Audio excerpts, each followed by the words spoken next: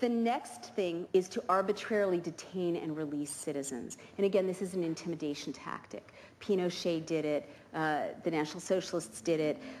Do you guys remember James Yee? Chaplain James Yee, a U.S. citizen, was assigned to Guantanamo Bay. He dared to speak up against the mistreatment he saw there of the prisoners. I raised concerns about the abuses that were occurring, how specifically religion was being used as a weapon to try and break these individuals. And then a troubling incident occurred. Captain James Yee was arrested after he was caught with classified documents and diagrams. Chaplain James Yee was returning from service in Guantanamo. As he got off the plane in Florida, he was detained.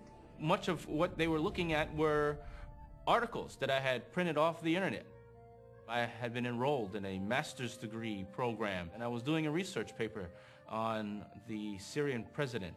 Most immediately thereafter, I was then accused of being a terrorist spy and thrown in prison. I was locked away in a single solitary cell in Charleston, South Carolina, the very same facility where the U.S. government holds what they term U.S. citizen enemy combatants. I was worried that I was going to be falsely convicted of these heinous crimes and then wrongfully put to death, whether by the electric chair or some other means. James Yee was held in solitary confinement for 76 days. But now this guy is out of prison, and every time he crosses a border, they take him and hold him and release him.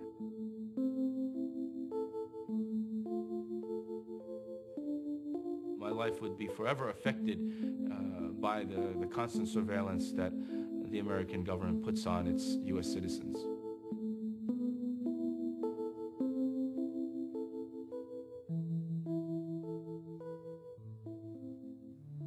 Maher Arar, software engineer. Maher Arar, a Canadian citizen, had been vacationing with his family in Tunisia. As they were flying home, he was taken at the airport and separated from them. I was pulled aside by immigration officials. They took my fingerprints, my photos. All of a sudden, FBI officials came and started interrogating me.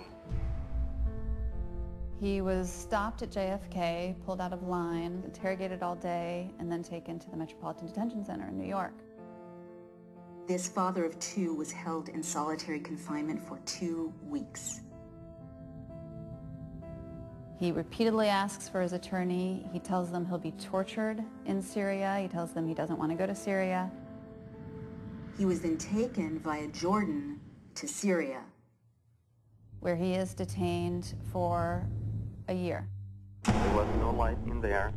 It was 3 feet wide, 6 feet deep, and 7 feet high. It was a torture chamber. He was whipped with an electrical cable. He was interrogated for up to 18 hours a day.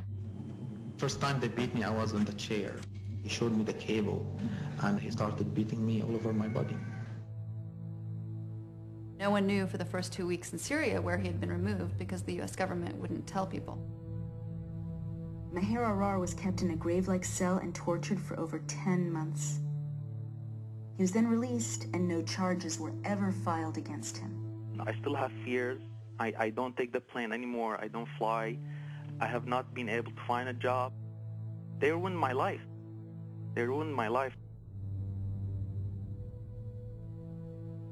The idea that the president could simply pick up any person in the world and hold them in an offshore prison, hold them forever, is really a shock. And that goes against everything that a legal system or that a democracy or that a republic ever stood for.